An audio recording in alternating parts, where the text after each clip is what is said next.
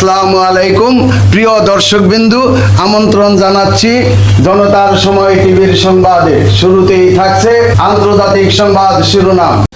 সংকট কাটছে না, এলএনজির কার্গো নিয়ে অনিশ্চয়তা। এবার দেখবেন বিস্তারিত। দ্রুত সরবরাহ নিশ্চিত করতে দরপত্র ছাড়াই সরাসরি ক্রয় পদ্ধতিতে তরলীকৃত প্রাকৃতিক গ্যাসের এলএনজি কার্গো করায়াদেশ দেওয়া হয়েছিল। এরই মধ্যে আগস্টে 4টি কার্গো আসার কথা, কিন্তু গতকাল সোমবার পর্যন্ত একটিও দেশে পৌঁছায়নি।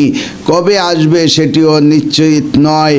ফলে গ্যাসের সরবরাহ নিয়ে আবার অনিশ্চয়তা তৈরি হয়েছে। শীঘ্রই সংকট কাটার সম্ভাবনাও দেখা যাচ্ছে না। এই পরিস্থিতিতে জরুরি দরপত্রের মাধ্যমে আরও 5 কার্গো এলএনজি কেনার উদ্যোগ নেওয়া হয়েছে। তবে 2টি কার্গোর জন্য দর পাওয়া গেলেও অন্য 3টির জন্য কোনো কোম্পানি প্রস্তাব দেয়নি। জ্বালানি বিভাগের অনুমোদনে এলএনজি আমদানি তদারক করে পেট্রোবাংলা। আমদানির দায়িত্বে রয়েছে পেট্রোবাংলার কোম্পানি রূপান্তরিত প্রাকৃতিক গ্যাস কোম্পানি লিমিটেড। আরপিজিসিএল এলএনজি সরবরাহের সঙ্গে যুক্ত 2 জন দায়িত্বশীল কর্মকর্তা বলেন, সরাসরি ক্রয় পদ্ধতিতে কেনা কার্গোগুলো না আসায় সংকট আরও বেড়েছে। পেট্রোবাংলা ও আরপিজিসিএল সূত্র জানায়, মাসে সাধারণত 10টি কার্গো আমদানি করা হয়। টার্মিনালে ক্রুটি থাকায় আগস্টে 9টি কার্গো আসার কথা। এরই মধ্যে 3টি দরপত্রের মাধ্যমে, একটি দীর্ঘমেয়াদী ও একটি স্বল্পমেয়াদী চুক্তির আওতায় এবং 4টি সরাসরি ক্রয় পদ্ধতিতে কেনা। দরপত্রে কেনা 3টি কার্গোর মধ্যে 2টি ইতিমধ্যে গ্যাস সরবরাহ করেছে, অন্যটি 20 আগস্ট আসার কথা। দীর্ঘমেয়াদী চুক্তির আওতায় কাতার থেকেও একটি কার্গো পাওয়া গিয়েছে। সৌদি আরামকোর সঙ্গে স্বল্পমেয়াদী চুক্তির আওতায় একটি জাহাজ বঙ্গোপসাগরে পৌঁছেছিল, তবে হস্তান্তরের ঝুঁকি থাকায় ওই কার্গো থেকে এলএনজি নিতে রাজি হয়নি টার্মিনাল। সরাসরি ক্রয় পদ্ধতিতে কেনা 4 কার্গোর 2টি সরবরাহ করার কথা হংকং ভিত্তিক জেনিউ শিপিং কোম্পানির। গত রোববার তারা একটি জাহাজের তথ্য পাঠায়।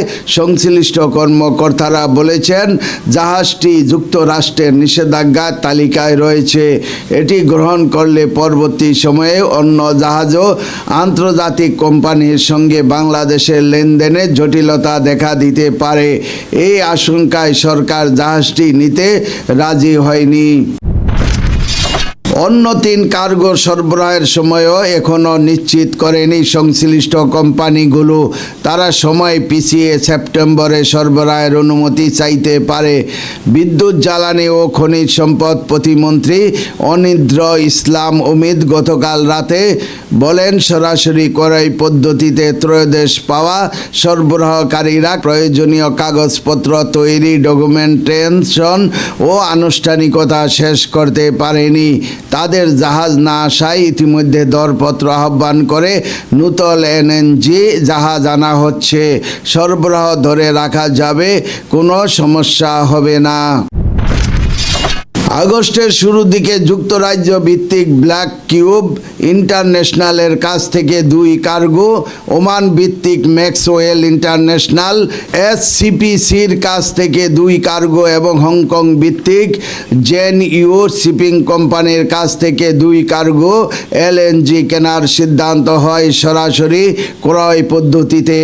এরই মধ্যে ব্ল্যাক কিউবের একটি কার্গো আগস্টেও, একটি অক্টোবরে এবং জেনিউর 2টি কার্গো আগস্টে সরবরাহ করার কথা। আরপিজিসিএল সূত্র জানায়, 1 মাস ধরে আন্তর্জাতিক বাজারে প্রতি ইউনিট বিটিইউ এলএনজির দাম $20 বেশি। গতকাল তা ছিল প্রায় $22। অথচ ব্ল্যাক কিউব প্রতি ইউনিটের দাম দিয়েছে $15.50 ও জেনিউ $14.95।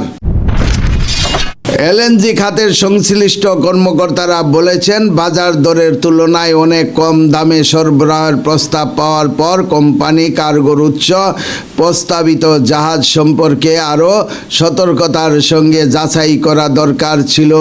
এখন সরবরাহের সময় পিছিয়ে সেপ্টেম্বরে নেওয়ার অনুমতি দেওয়া হলে বাজার দরের পরিবর্তনের কারণে সরবরাহকারী লাভবান হতে পারে। অথচ নির্ধারিত সময়ে সরবরাহ ব্যর্থ হলে চুক্তি অনুযায়ী তাদের জামানত থেকে অর্থ কেটে নেওয়া হচ্ছে। আগে জ্বালানি তেলের সংকটের সময়ও সরাসরি ক্রয়াদেশ পাওয়া কয়েকটি কোম্পানি তেল সরবরাহ করতে পারেনি।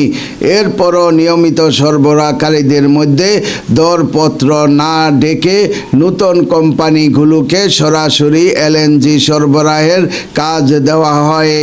প্রিয় দর্শকবিন্দু, আজকের প্রতিবেদন এই পর্যন্তই শেষ করছি। আমি মনসুর রহমান পাশা, জনতার সময় টিভি। আল্লাহ হাফেজ।